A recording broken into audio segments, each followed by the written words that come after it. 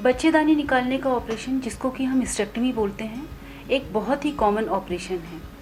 जब भी बच्चेदानी का ऑपरेशन कराने की बात आती है तो मन में ये सवाल आता है कि बहुत तरह के ऑपरेशन होते हैं, हम कौन सा ऑपरेशन कराएं। नमस्कार, मैं doctor Pallavi Agrawal, laparoscopic surgeon and infertility specialist. आज मैं बात कर रही हूँ हिस्टेक्टमी के बारे में। हिस्टेक्टमी में कि हमें कौन सी हिस्टेक्टमी करानी है, यानी कि रूट ऑफ हिस्टेक्टमी। जब भी बच्चेदानी का ऑपरेशन निकालने की बात आती है तो 4 तरह के ऑपरेशन होते हैं। पहला, जो सबको पता है, पेट खोलकर ऑपरेशन, जो बहुत सदियों से चला आ रहा है। दूसरा ऑपरेशन, योनि मार्ग द्वारा बच्चेदानी बाहर निकालना, जिसको कि हम बोलते हैं वेजाइनल हिस्टेक्टमी। तीसरा, लैप्रोस्कोपिक हिस्टेक्टमी, जिसमें कि दूरबीन के द्वारा हम बच्चेदानी निकालते हैं, जो आजकल बहुत चलन में है। और चौथा, रोबोटिक हिस्टेक्टमी, जो कि रोबोट के माध्यम से होती है। बात आती है कि हमें कौन सा चूज़ करना चाहिए। जब भी हम हिस्टेक्टमी की बात करते हैं तो सबसे पहले चीज़ आती है कि आपका बजट क्या है और आप कहाँ पर रहते हैं। हिस्टेक्टमी सबसे अच्छी अगर हम बात करें तो इसमें कोई शक नहीं है कि लैप्रोस्कोपिक हिस्टेक्टमी सबसे बेहतर है। क्यों? क्योंकि इसमें चीरे बहुत कम आते हैं। हॉस्पिटल का स्टे 2 दिन का, यानी कि आपको ऑपरेशन के बाद बहुत ज़्यादा हॉस्पिटल में रहने की ज़रूरत नहीं है। और दर्द रहित सर्जरी है, यानी कि आपको दर्द ना के बराबर होता है। और मैग्नीफिकेशन, यानी कि 10 गुना ज़्यादा हम चीज़ें मैग्नीफाइड व्यू में देख रहे हैं, तो इसलिए ब्लीडिंग, ब्लड लॉस बहुत कम होता है। और ऑपरेशन के बाद चिपकाहट, यानी कई मरीजों को जब बहुत चीरा लगा के ऑपरेशन होता है तो दर्द होता है, वो चिपकाहट की वजह से होता है। तो ये चिपकाहट लैप्रोस्कोपिक ऑपरेशन में ना के बराबर होती है। तो इसमें कोई डाउट नहीं है कि laparoscopic surgery one of the best surgery है। लेकिन अगर आप किसी ऐसी जगह में हैं जहाँ पर लैप्रोस्कोपी की सुविधा नहीं है, सुविधा नहीं का क्या मतलब, क्योंकि लैप्रोस्कोपिक सर्जरी अभी 20 साल से ही ट्रेंड में आई है, तो बहुत सारे लोगों को इसकी ट्रेनिंग नहीं होती। दूसरा, लैप्रोस्कोपी का जो सेटअप है, यानी कि लैप्रोस्कोपी के जो औजार, जो मॉनिटर है, वो नॉर्मल ऑपरेशन के मुकाबले में 10 से 12 गुना ज़्यादा महंगा होता है। तीसरा, लैप्रोस्कोपी के लिए जो बेहोशी की ज़रूरत होती है वो कंप्लीट बेहोशी होती है। तो कई बार अगर हॉस्पिटल का सेटअप बहुत अच्छा नहीं है तो भी लैप्रोस्कोपी थोड़ी मुश्किल हो जाती है। तो ये इस बात पे बहुत ज़्यादा निर्भर करता है कि आप कहाँ रहते हो और कौन से हॉस्पिटल को चूज़ कर रहे हो। इस बात पे डिसाइड होता है कि आपका लैप्रोस्कोपिक ऑपरेशन हो पाएगा कि नहीं। दूसरा, आपका बजट क्या है। जो ओपन ऑपरेशन होते हैं, यानी कि जो चीरा लगा के ऑपरेशन या योनि मार्ग वाले जो ऑपरेशन होते हैं, ये थोड़े कम कॉस्टली होते हैं। लैप्रोस्कोपी, क्योंकि हमें जिए देना होता है कंप्लीट बेहोशी में, औजार और जो है एनेस्थेटिस्ट बेटर होते हैं, इसलिए ये थोड़ा महंगे होते हैं। आज से अगर हम 10 साल पहले की बात करें तो लैप्रोस्कोपिक ऑपरेशन थोड़ा कम लोग करते थे और बहुत ज़्यादा महंगे होते थे। अभी यह अंतर ओपन सर्जरी और लैप्रोस्कोपिक सर्जरी का बहुत उतना ज़्यादा नहीं है। मामूली अंतर पे, आपको थोड़े महंगे अंतर पे लैप्रोस्कोपिक सर्जरी आप आराम से करा सकते हैं।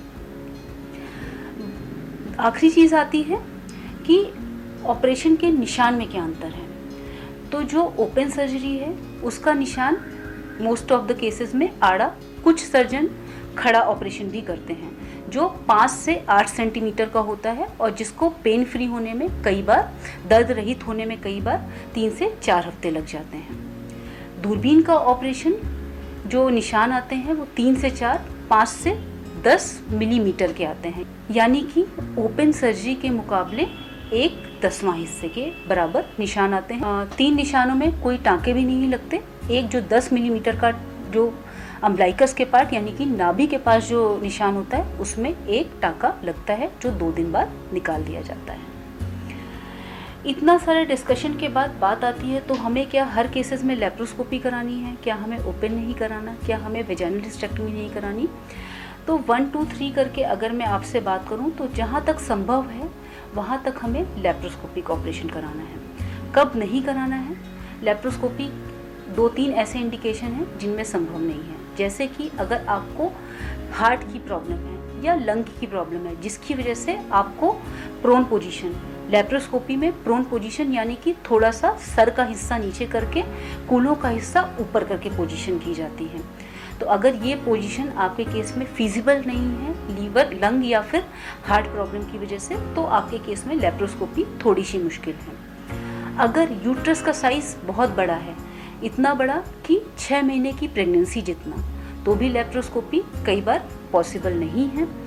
कई बार कुछ केसेस में गायनी कैंसर यानी कि अगर कैंसर है तो भी लेप्रोस्कोपी एडवाइजेबल नहीं होती कि कहीं ये फैले। और अल्टीमेटली अगर आपका सर्जन जो भी आपने चूज़ किया है वो डिसाइड करता है कि वो किस चीज़ में कंफर्टेबल है। तो ये इन 3 केसेस के अलावा आप बेहिचक सारे केसेस में लेप्रोस्कोपी के लिए जा सकते हैं, क्योंकि ब्लड लॉस कम है, हॉस्पिटल स्टे कम है और रिस्क ऑफ एडेशन यानी बाद में चिपकाहट के चांसेस कम हैं और प्रैक्टिकली दर्द रहित ऑपरेशन है। दूसरी बात आती है कि वेजाइनल हिस्टेरेक्टमी, जिसकी कि हमने बात की योनि मार्ग से निकालने का ऑपरेशन। वेजाइनल हिस्टेरेक्टमी अपने आप में एक बहुत अच्छा ऑपरेशन है, लेकिन इसकी अपनी कुछ लिमिटेशंस हैं जो ऑलमोस्ट 90% पेशेंट्स में ये नहीं होने देती। जैसे कि अगर आपका पहले 2-3 ऑपरेशन हुए हैं, यूट्रस का साइज़ बहुत बड़ा है, यूट्रस के साथ अंडेदानी भी निकालनी है, अगर योनि मार्ग बहुत सकरा है, तो ये सब चीज़ें ऐसी हैं जो वेजाइनल हिस्टेरेक्टमी को अपने आप में रूल आउट कर देती हैं। लेकिन एक इंडिकेशन जिसमें हमें वेजाइनल हिस्टेरेक्टमी ही करनी है वो है कि अगर आपकी बच्चेदानी शरीर से बाहर आ रही है, तब ये अपने आप में एक ऐसी इंडिकेशन है जिसमें सिर्फ वेजाइनल हिस्टेरेक्टमी ही एडवाइजेबल है। वेजाइनल हिस्टेरेक्टमी में शरीर के ऊपर कोई भी निशान नहीं आता और ये भी प्रैक्टिकली दर्द रहित ऑपरेशन है।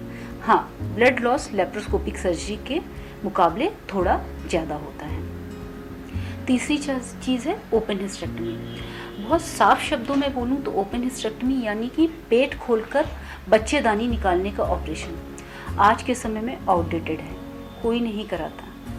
लेकिन अगर यूट्रस का साइज़ बहुत बड़ा है, जो हमने कॉन्ट्राइंडिकेशन यानी कि जिन चीज़ों को हमने अभी समझा कि इन केसेस में लेप्रोस्कोपी नहीं हो सकती, उन केसेस में हमें ओपन सर्जरी करनी पड़ती है। यानी कि अगर आपका यूट्रस का साइज़ बहुत बड़ा है, अगर आपको लंग या कार्डियक की कोई प्रॉब्लम है, अगर आपका सर्जन कंफर्टेबल नहीं है, और कुछ केसेस में कई बार ऐसा भी होता है कि लेप्रोस्कोपी करने के दौरान ऐसा लगता है कि ओपन करने की ज़रूरत है, तो कई बार लेप्रोस्कोपी केसेस भी कन्वर्ट होते हैं ओपन हिस्टेरेक्टमी में।